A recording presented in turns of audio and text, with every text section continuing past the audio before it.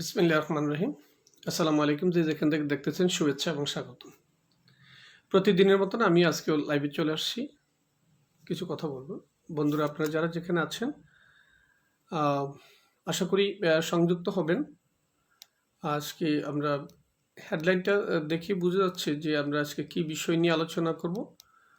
আমরা আজকে আপনাদের সাথে কিছু সময় থাকব। যদি কারো কোনো কমেন্টস থাকে সো আপনারা আমাদের সাথে সংযুক্ত হতে পারেন। লিখতে পারেন কে কোথা থেকে দেখছেন এবং কে কেমন আছেন লিখতে পারেন। প্রতিদিনের মতন আমি আজকে চলে আসছি। দেখি বন্ধুরা কে কোথা থেকে সংযুক্ত হয়। রাজনীতিক অস্থিতিশীলতা কাকে বলে? অত্যন্ত গুরুত্বপূর্ণ একটা বিষয়। রাষ্ট্রীয় পরিস্থিতি বা বিশ্বায়নে বৈশ্বিক এই যুগে এটা অত্যন্ত গুরুত্বপূর্ণ একটা বিষয়। আমরা হেডলাইনটাকে সেভাবে সাজাইছি, রাজনৈতিক অস্থিতিশীলতা কাকে বলে। রাজনৈতিক অস্থিতিশীলতা বলতে আমরা বুঝি একটি দেশের সমষ্টিগত জনগণ অর্থাৎ সকল জনগণের প্রত্যাশা পূরণে অসমর্থ একটা অথরিটি, যা জনগণ মানতে রাজি নয় এবং জনগণের যে প্রত্যাশা পূরণ হবে না বা যেই প্রত্যাশা নিয়ে মানুষ দেশের একজন অথরিটিকে বসায়, সেই প্রত্যাশা পূরণ হবে না এবং তার বিরুদ্ধে যখন চলে যায় তখন তাকে রাজনৈতিক অস্থিতিশীলতা বলে। রাজনৈতিক অস্থিতিশীলতা যখন একটি দেশের ভিতরে শুরু হয়ে যায় তখন ওই দেশটি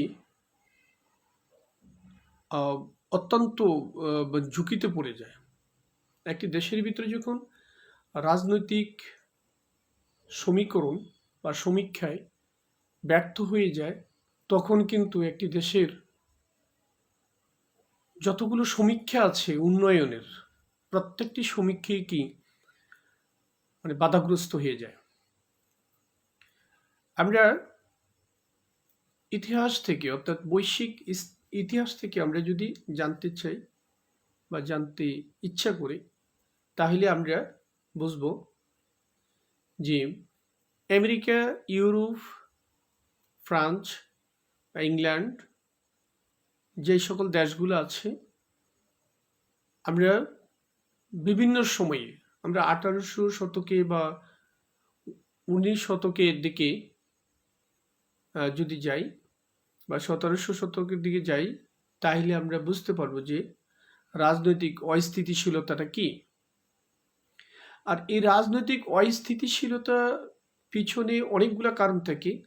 যদি আমরা ধারাবাহিক আলোচনায় আজকে যারা লাইভে আছেন তাদের সাথে আমরা শেয়ার করব।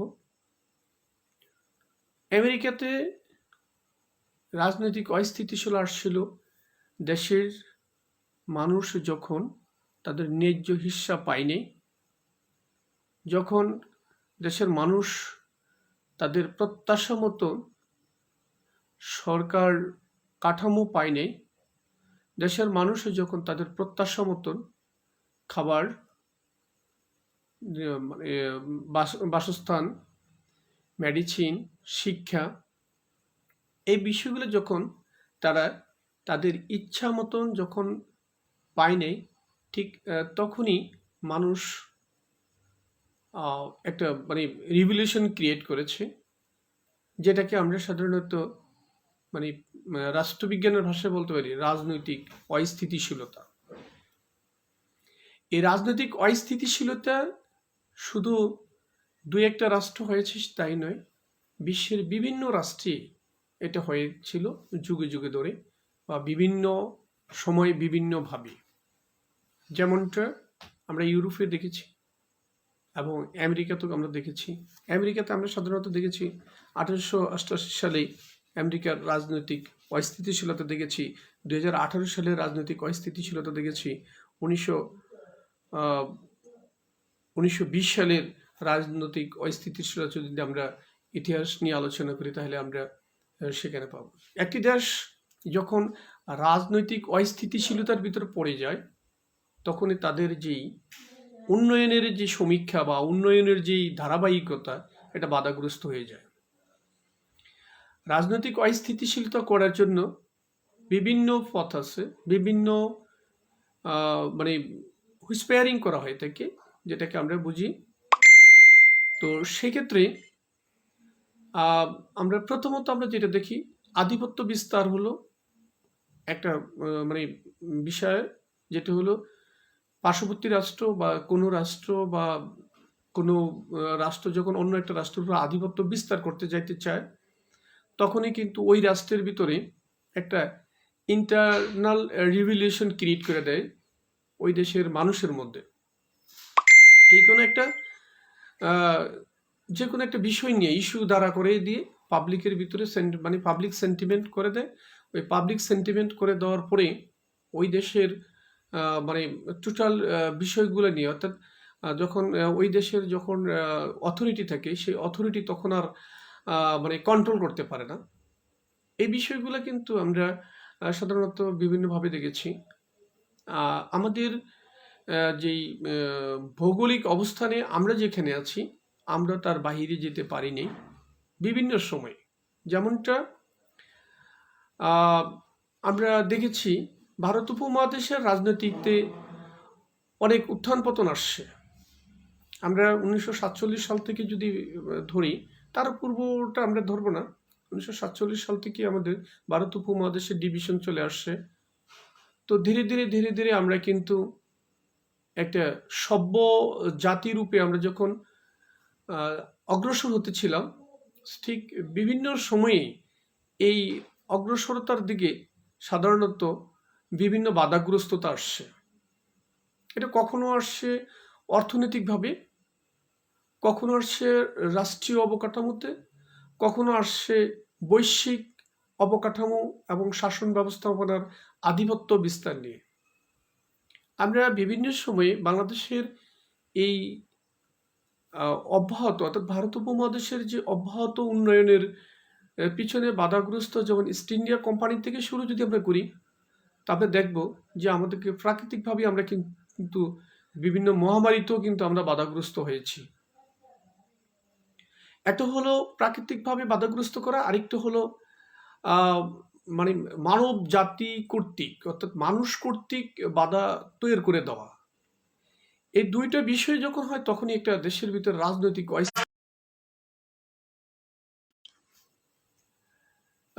আগাইতে পারি না। তো এখন আমরা যে বিষয়গুলো নিয়ে সাধারণত সবচেয়ে বেশি মানে সেন্টিমেন্ট থাকি এবং সবচেয়ে বেশি ভাবি, সেটা হলো রাজনৈতিক বিষয়গুলো নিয়ে।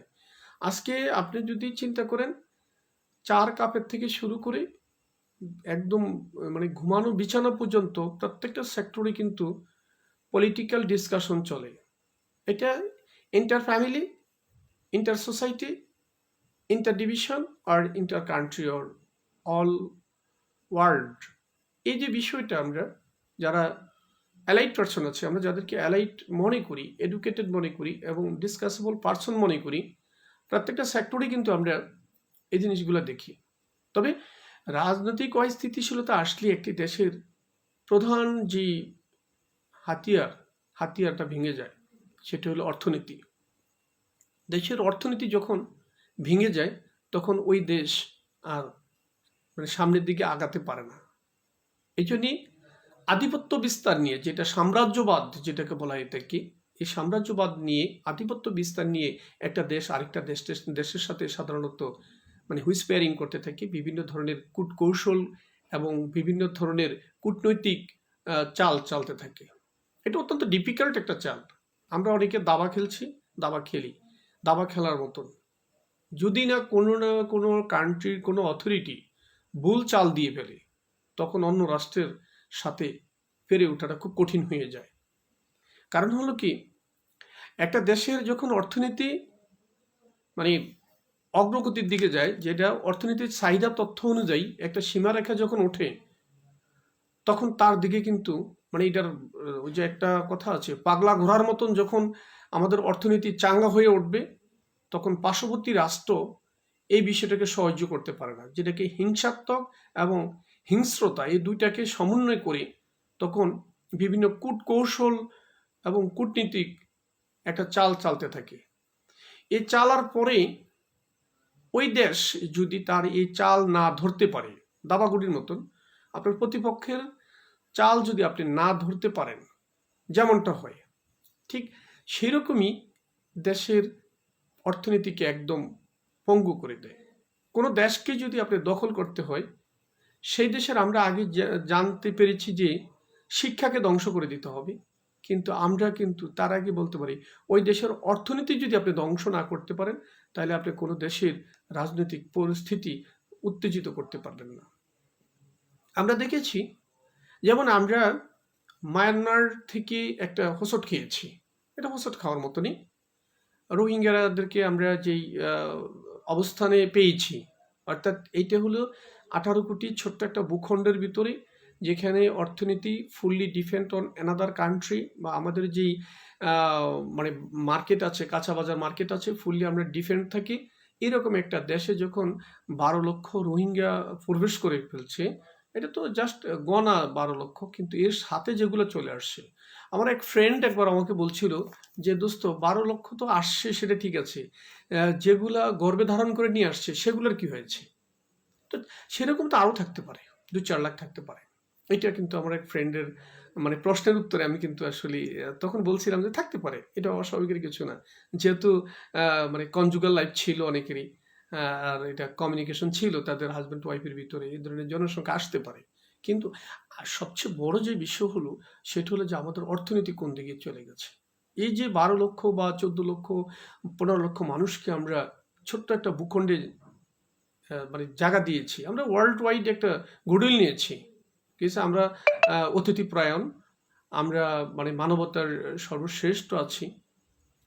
এভাবে আপনি দেখেন, পাকিস্তান থেকে 1971 সালে যে সকল রিফিউজিরা রয়ে গেছে, আমরা মানে দেখেন 1971 সাল থেকে শুরু করে এই 53 সাল পর্যন্ত, মানে স্বাধীনতার 53 সাল পর্যন্ত আমরা কিন্তু এই যে মানে বাংলাদেশের বয়সটা এতটা হয়েছে, কিন্তু আমরা আজ পর্যন্ত পাকিস্তানের রিফিউজি যারা আছে, অর্থাৎ পাকিস্তানে যারা বিহারি আছে, এদেরকে আমরা কিন্তু বিতাড়িত করতে পারিনি। একটা দেশের সমীক্ষা অনুযায়ী আমরা কিন্তু বলি, যেমন কেউ যদি কোনো রাষ্ট্রের প্রতি যদি আন্তরিকতা থাকে, তখন সেই অর্থনৈতিকভাবে যতই স্টাবলিশড হোক, সেই রাষ্ট্রের প্রতি সেই আন্তরিক থাকবে এবং অর্থ সেখানে পাচার করবে। যেমন বিশেষ করে আমরা ভারতের যারা বাংলাদেশে অবস্থান করি, আমরা কিন্তু কথায় কথা বলি পেলি তোমাদের এক পা ভারতে এবং এক পা বাংলাদেশে, তোমরা বাংলাদেশে যতই উৎপাদন করো না কেন, তোমরা এটা ভারতে পাচার করবে। ঠিক পাকিস্তানের যারা আছে বাংলাদেশে, তারা তো একই অবস্থায় আছে। অর্থাৎ this land is very important for us, but আমরা যে বিষয়টাকে সবচেয়ে বেশি গুরুত্ব দিচ্ছি, আমাদের এই ভৌগোলিক অবস্থানে এই দেশটা অত্যন্ত সুইটেবল একটা প্লেসে, ওয়ার্ল্ডের সবচেয়ে সুইটেবল একটা প্লেসে, everybody wants to set up their power in this land. এই দেশটাতে কিন্তু তাদের পাওয়ার সেট আপ করতে চাচ্ছে। এখন আমরা যেটা ফ্রেন্ডশিপ কান্ট্রি কমিউনিকেশন বলা হয় থাকে, ফ্রেন্ডশিপ, আমরা একটা দেশের সাথে আমাদের ফ্রেন্ডশিপ থাকতে পারে, কিন্তু সেই ফ্রেন্ডশিপ যদি আমাদের যদি দুর্বলতাকে যদি পুঁজি করে, তখন আর আগানোর কোনো সুযোগ থাকবে না। আমরা যে কোনো দেশের সাথে সাধারণত আমাদের ফ্রেন্ডশিপ আছে, মানে ওয়ার্ল্ড ওয়াইড আমরা কিন্তু ফ্রেন্ড ফর এভরি কান্ট্রি, এটা একটা বিষয় আছে। আমরা যদিও পাকিস্তান থেকে স্বাধীনতা অর্জন করেছি, কিন্তু পরবর্তী সময় কিন্তু পাকিস্তান আমাদের সাথে যেই অর্থনৈতিক কমিউনিকেশন করেছে, আমাদের সাথে চুক্তি করেছে, ইন্ডিয়া করেছে, আমাদের পার্শ্ববর্তী রাষ্ট্রগুলো করেছে, ওটা সবাই দিয়েছে। কিন্তু এখন আমার দেখতে হবে যে কোন বন্ধু কীরকম, আমাকে এটা আগে কিন্তু চুজ করতে হবে। এখন আমরা দেশ যখন একটা স্থানে দাঁড়িয়ে যায়, অর্থাৎ আমাদের এখন জাতীয় যে পর্যায়ে আমরা চলে আসছি, এখন এটা ওয়ার্ল্ড ওয়াইড ডিসকাশন চলতেছে। আমরা বিভিন্ন সময় কিন্তু আমরা যারা চার কাপে ঝড় তুলি, রাজনীতির ঝড় তুলি, তারা সাধারণত বলে থাকি অমুক সরকার আসলে অমুকের ওইটা করে দিবে, অমুক সরকার আসলে ওইটাকে অমুকের করে দিবে, ওই দলকে এটা করে দিবে। কিন্তু আমরা কিন্তু ডিসাইডেড করতে পারি না, আমরা যে বাঙালি জাতি বা জাতিগত যে ডিসাইডেড করতে পারি না যে আমার দেশের 18 কোটি মানুষ আমরা এক সিদ্ধান্তে আসতে পারতেছি না। আমরা কি হচ্ছে ডিপেন্ড হয়ে যাচ্ছি। কোথায় ডিপেন্ড? যে অমুক রাষ্ট্রের অমুক প্রধান আসলে একটা দেশকে একদম ব্যানিশ করে দিবে, আবার অমুক দলকে একদম উপরে উঠিয়ে দিবে। মানে এই যে একটা আমাদের 4 কাপের যে ঝড়, এই ঝড়টা আমাদের যতদিন পর্যন্ত না যাবে, ততদিন পর্যন্ত আমরা আমাদের এই রাজনৈতিক অস্থিতিশীলতাকে স্থিতিশীল করতে পারবো না। আমাদের রাজনৈতিক এই অস্থিতিশীলকে যখন স্থিতিশীল করতে পারবো, তখনই আমরা বিশ্বের দরবারে এই যে কমফোর্টেবল একটা কান্ট্রি, অথবা এই যে মানে ইকোনমিক্যাল একটা মানে উন্নত প্রত্যাশিত উন্নয়নের যে প্রত্যাশার একটা দেশ, এই দেশটা তার নির্দিষ্ট মানে সীমারেখা দিয়ে অতিক্রম করতে পারবে না। কারণ এই যখনই অতিক্রম করতে যায়, তখনই সে লাইনচ্যুত হয়ে যাচ্ছে। আমরা দেখেছি বিভিন্ন সময়ে স্বাধীনতার এই 53 বছরে আপনার 71 থেকে শুরু করে এই পর্যন্ত যখনই একটা গভর্নমেন্ট এস্টাবলিশড হয়, বা একটা গভর্নমেন্ট যখন ট্রাই করে to develop the country, so side কোনো না কোনো ম্যান তাকে হিট করে। কেমন হিট করে? সাইট হিট করে। সাইট হিট যদি না পারে, তখন তাকে পাবলিক দিয়ে হিট করায়। পাবলিক দিয়ে হিট না করে পাবলিক সেন্টিমেন্ট গ্রোথ করে দেয়। এই সব মিলিয়ে কিন্তু আমরা একটা জাতির অস্তিত্ব লড়াইয়ে কিন্তু আমরা এক হতে পারি না। এখন আমরা সাধারণত যারা পলিটিক্যালি মানে ডেভেলপ হতে চাই, কিন্তু কেউই কারো যে মেন্টাল যেটাকে বলা থাকে নিকুজিশন মাইন্ড, স্যাক্রিফাইস মাইন্ড, এটা কিন্তু আমরা আজ পর্যন্ত এই স্বাধীনতার 53 বছর বয়সেও কিন্তু আমরা এই জিনিসটা আমরা করতে পারিনি। এটা আমাদের জন্য ব্যর্থতা। অর্থাৎ পলিটিক্স করবেন, politics welcome, politics for everybody, very essential for everybody of country. একটা দেশের জন্য পলিটিক্স অত্যন্ত গুরুত্বপূর্ণ, বাট আপনাকে সেটাকে স্টাডি করে আসতে হবে। উইদাউট স্টাডি মানে is not possible to do the politics in country. এখন আপনি যদি বলেন যে স্টাডি কি করবো আমরা, হ্যাঁ, পলিটিক্স আপনাকে রাষ্ট্রবিজ্ঞান বলেছি। এটা রাষ্ট্রবিজ্ঞান কেন বলা হয়েছে? তো রাষ্ট্রকে গবেষণা করে আপনি একটা জায়গায় নিয়ে যাবেন। এখন সবাই যদি একটা থিওরিতে আগান, সেটা পারবেন, কিন্তু আপনি যদি সাইড থিওরি যদি ফলো করেন, সো ইটস নট পসিবল। আপনাকে এদিকে যেতে হবে। এই জন্যই আমরা যারা এখন এই জিনিসগুলা রাজনৈতিক অস্থিতিশীলতা ওয়ার্ল্ডের ভেরি ডেঞ্জারাস পয়েন্টে চলে গেছে। আপনি দেখেন রাশিয়া ইউক্রেনের যুদ্ধ, এটা রাজনৈতিক একটা পলিসি। একটা দেশকে আরেকটা দেশ দমন করে রাখবে। ইসরায়েলের বিষয়টা আপনারা দেখেন। এইভাবে প্রত্যেকটাই বার্মা বাংলাদেশের প্রতি যেই রাজনৈতিক একটা অস্থিতিশীলতা তৈরি করে দিচ্ছে, এইভাবে আপনি প্রত্যেকটা স্টেপ যদি আপনি যদি ওয়ার্ল্ড ওয়াইড যদি আপনি যদি মানে দেখেন, যেখানে আফ্রিকার এমন কিছু রাষ্ট্র আছে, এমন কিছু এরিয়া আছে, 10 বেলা পরে 1 বেলা ভাত খাইতে পারে না। আফ্রিকার এমন কিছু জায়গা আছে যেখানে মানুষ হাহাকার, সোমালিয়ার মানুষগুলা হিংস্র হয়ে গেছে। এরকম অনেক কান্ট্রি আছে যেখানে দুমুঠো ভাত খাইতে তাদেরকে অনেক পরিশ্রম করতে হয়। কিন্তু সেই বিশ্বের সেখানে প্রতিদিন লক্ষ লক্ষ মেট্রিক টন গোলাবারুদ ধ্বংস হয়ে যাচ্ছে। কোটি কোটি বিলিয়ন টাকা শুধু আগুনে জ্বালিয়ে দিচ্ছে। তাইলে দেখেন মানবতা কোথায় চলে গেছে। আমরা তো এক আদমের সন্তান। আমাদের তো পৃথিবীতে আগমন করেছি, আমরা তো ওই এক আদম থেকে শুরু করে আসি। খ্রিস্টান হয়ে গেছে, কেউ হিন্দু হয়ে গেছে, মুসলমান হয়ে গেছে, বৌদ্ধ হয়েছে, এরকম বহু জাতিগত ভাগ হয়ে যেতে পারে। কিন্তু আমাদের তো জন্ম তো একটা সূত্র থেকে জন্ম। কেন আমরা কেন স্বার্থে, অর্থাৎ একে অপরের প্রতি আমাদের কেন স্যাক্রিফাইস, নিকুজিশন এবং মেন্টাল স্যাক্রিফাইস থাকবে না? আজকে বিশ্বের যেখানে মানুষ একটা মিসাইলের টাকা দিয়ে, একটা গোলা বারুদের টাকা দিয়ে একটা রাষ্ট্রের একবেলা ভাত হয়, এরকম অনেক দেশ আছে। সেই দেশের মানুষের কি হাহাকার আজকে যদি আমরা দেখি, তাহলে আমরা বুঝতে পারবো কেন আমরা রাজনৈতিক অস্থিতিশীলতা সৃষ্টি করে একটা দেশকে আমরা কেন ধ্বংস করে নিয়ে যাব। আজকে কি আমাদের ভিতরে সেই মানবতা জাগ্রত হয় না? আসুন আমরা এই এতটুকু, এখন এটা কখন থেকে শুরু হবে, কোথা থেকে শুরু হবে? Very important question. এই যে রাজনৈতিক অস্থিতিশীলতা মানে স্থিতিশীলতা করতে আপনি কোথা থেকে শুরু করবেন? এটা কোশ্চেন থাকতে পারে যে ইটস ভেরি ইম্পর্টেন্ট কোশ্চেন যে ভাই হোয়ার মানে কাম ফ্রম, এটা কোথা থেকে আসছে? এটা আপনি যদি চিন্তা করেন তাহলে আপনার ফ্যামিলি থেকে আসছে। এখন ফ্যামিলি স্টাডি অ্যাট ফার্স্ট আপনি করেন। আপনার ফ্যামিলিতে আপনার যেই ৪-৫ জন সদস্য আছেন, আপনারা কি এক মনের আছেন? আপনারা কি একটা সূত্রে গাঁথা আছেন? এখন দেখেন, আপনার যদি ৫ সন্তান থাকে, সে ৫ মতের। আপনার ঘরের ভিতরে আপনার হাসব্যান্ড ওয়াইফ আছে, আপনার ২ জন ২ মতের। তাইলে আপনি এই যে আমি যদি বলি আমার বাংলাদেশের ১৮ কোটি মানুষ, এই বিশ্বের ৭৫০ কোটি মানুষের মত কিভাবে এক হবে? কারণ নৈতিক শিক্ষা, আপনার ফ্যামিলিগত শিক্ষায় যদি আপনি শিক্ষিত না করতে পারেন, আপনার নৈতিক শিক্ষায় যদি আপনি ডেভেলপ না করতে পারেন, আপনি তাহলে আপনি এটা পারবেন না। এটা কোনো রাষ্ট্রের প্রধান এটা কখনোই আপনাকে এই স্থিতিশীল আনতে পারবে না যতক্ষণ পর্যন্ত আপনার ফ্যামিলিগত স্টাডিতে আপনি মানে স্থিতিশীল না হবেন। এই জন্যই আপনাদেরকে বলা হয়েছে যে অ্যাট ফার্স্ট আপনার ফ্যামিলি নিয়ে আপনি গবেষণা করেন। আপনার ফ্যামিলির কোনো খবর নাই, আপনি চার দোকানে রাজনীতির তুফান উঠিয়ে দিচ্ছেন, এখান থেকে বের হয়ে আসতে হবে।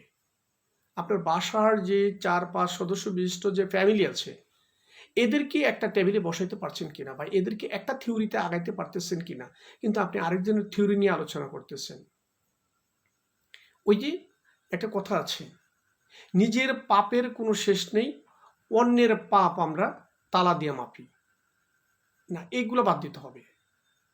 আমরা নিজের যেই মানে এটাকে বলে আত্মসমালোচনা। আপনি প্রতিদিনের যদি আত্মসমালোচনা করেন তাহলে দেখবেন এই সমাজ ব্যবস্থাপনায় বা এই রাষ্ট্রীয় ব্যবস্থাপনায় বা বিশ্বায়নে আপনার দুর্নীতি, অন্যায়, অত্যাচার, অবিচার, হিংস্রতা কমে আসবে। আমরা আসুন আমরা একটা জায়গায় চলে আসি, ফ্যামিলি স্টাডিটা। এখন ফ্যামিলি স্টাডি বলতে আপনি কি বোঝাচ্ছেন, এটা হয়তো অনেকে কোশ্চেন করতে পারেন যে ফ্যামিলি স্টাডিটা কি বোঝাচ্ছেন। আপনার যে সন্তান, আপনি কি সন্তানকে কন্ট্রোল করতে পারছেন? আপনার সন্তান কোথায় আছে? আপনার সন্তানকে আপনি স্কুলে পাঠিয়েছেন, সে কি করে আসছে? আপনার ছেলেকে আপনি মাদ্রাসা পাঠিয়েছেন, সে কি করে আসছে? এবং তাকে ইউনিভার্সিটিতে পাঠিয়েছেন, সে কোথায় আছে, কি অবস্থায় আছে? আপনি কি কখনো খবর নিয়েছেন? আপনি পারছেন একটা জিনিস করতে, সেটা হলো কি কন্টিনিউয়াসলি টাকা পাঠাইতে পারছেন, আর শুধু তার সাথে বাবা কেমন আছো, কি করছো, সে আবার ওখান থেকে মিষ্টি মিষ্টি কথা বলছে, আপনি এখান থেকে খুব উল্লাসে আছেন। এই যে একটা গ্যাপ, আপনি কি কখনো তাকে তদারকি করেছেন আসলে সে কি লেখাপড়া করে? সে কি আদৌ কি ইউনিভার্সিটিতে যায় ক্লাস করে? সে কি স্কুলে যায় ক্লাস করে? আপনি এটা করেন নাই। এখানেই এই স্টাডিটা এটি। আপনি স্টাডি বলতে কি অধ্যয়ন, অধ্যয়ন না। আপনি কি করবেন? এটা ডিসকাস করবেন, ফ্যামিলি আন্ডারস্ট্যান্ডিং করবেন। ফ্যামিলি আন্ডারস্ট্যান্ডিং যখনই করবেন তখনই কিন্তু এই এই জিনিসটা রাজনৈতিক অস্থিতিশীলতা কমে আসবে। রাজনীতি তারাই করবে যারা রাজনীতি বোঝে। এখন দেখা যাচ্ছে রাজনীতি তারাই করে যারা না বোঝে। আপনি দেখবেন ৪ দোকানের ৪ কাপের ঝড় তুলছে রাজনীতি কারা? সে রাজনীতির রও বোঝে না। সে সমাজের ২ কলম লিখতে পারে না। আপনি যদি সে একটা প্রবলেম ক্রিয়েট হয়, সেই প্রবলেমে সে সলিউশন আসতে পারতেছে না। এরকম। এইজন্যে এটার মূল সমস্যাটা এক জায়গায়, ফ্যামিলি। আপনি ফ্যামিলিতে আসেন, ফ্যামিলি নিয়ে গবেষণা করেন, তখন আপনি এই বিষয়গুলো আপনাকে খুঁজে বের করতে পারবেন। অনেক সময় হয়ে গেছে, আমার সাথে যারা ছিলেন, অনেকে ছিলেন, আছেন বন্ধুরা, মাঝে মধ্যে এই ধরনের কথা হবে। আপনাদের যদি কোনো কমেন্টস থাকে, কোনো মন্তব্য থাকে লিখতে পারেন, এবং কে কোথা থেকে দেখছেন লিখলে আরেকটু ভালো লাগবে। আমার অনেক ফ্রেন্ডরা আছে, সবাইকে এই আজকের রাত্রে আমার সাথে সংযুক্ত হওয়ার জন্য সবাইকে অসংখ্য ধন্যবাদ জানাই। আসুন আমাদের ফ্যামিলিটাকে আমরা আগে স্টাডি করি, আমাদের ফ্যামিলিটা থেকে আমরা একটা সুনীতিমালা তৈরি করে ফেলি, এবং সু মানে সুপথ যেটাকে বলা, এটাকে সুশিক্ষা, সুপথ, মানে আপনি এই জিনিসটা বের করে নিয়ে আসেন। আপনার ফ্যামিলির সাথে আপনি 24 আওয়ার্সের মধ্যে কয়বার ডিসকাশনে বসছেন? আপনি কিন্তু পাবেন না। আমি শিওর পাবেন না। অর্থাৎ আপনি নিজেকে নিজে প্রশ্ন করলে কিন্তু এর উত্তর পেয়ে যাবেন। অতএব আসুন এই রাজনৈতিক অস্থিতিশীলতা কিন্তু আমার ঘর থেকে শুরু হয়েছে। আমার ঘরকে আগে কন্ট্রোল করি, তারপরে সব ঠিক হয়ে যাবে ইনশাআল্লাহ। একটা দেশ রাজনৈতিকভাবে স্টাবলিশড হলেই সেই দেশটা অর্থনৈতিকভাবে স্টাবলিশড হয়ে যায়। কারণ world fully depend on politics. পলিটিক্সটা হলো এক ধরনের দাবা খেলার মতন, যে যেইভাবে সতর্কতার সাথে চাল দিতে পারে সে সেইভাবে কিন্তু গেইন হয়ে যায়। এই জন্যই আমরা আমাদের ফ্যামিলিগুলোকে আগে কন্ট্রোল করি, আমার সন্তানকে কন্ট্রোল করি, আমার সন্তান কোথায় আছে, কিভাবে আছে, আমরা একটু কন্ট্রোল করি। কারণ আমার সন্তান আজকে রাস্তায় আছে, সন্ধ্যার পরে কোথায় আছে, রাত্রে কোথায় আছে, রাত্রে কয়টায় সে বাসায় ফিরছে, এবং সে আদৌ পড়ার টেবিলে পড়ছে কিনা, সে আজকে সারাদিনই স্কুলে বা কলেজে গেছে কিনা, সে এই বিষয়গুলো আমরা একটু তদারকি, তাহলে আমাদের সবকিছু পরিবর্তন হয়ে যাবে। সবাই ভালো থাকুন। আল্লাহ হাফেজ।